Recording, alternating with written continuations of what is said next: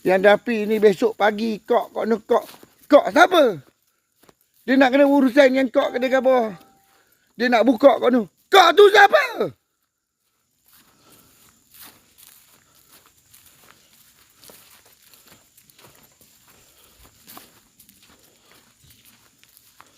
Dia khabar kok ni dia muslihat kok ni.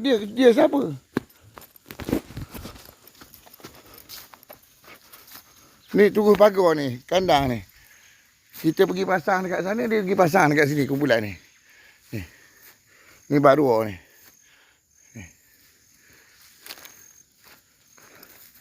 Dia fikir kita ni nak melayan ke enoh dia. Dia ada lembu, dia ada projek kau ni, Kenapa pula dengan lembu kita? Kenapa pula dengan kejaya kita ketika tu?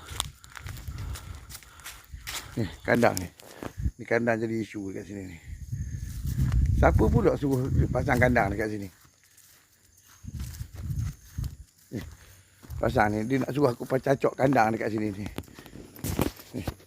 Dia khabar aku ni pelupa lah apa benda lah. Dia nak kena curi jual lembu aku tu kenapa? Ni kandang ni, kandang konflik ni.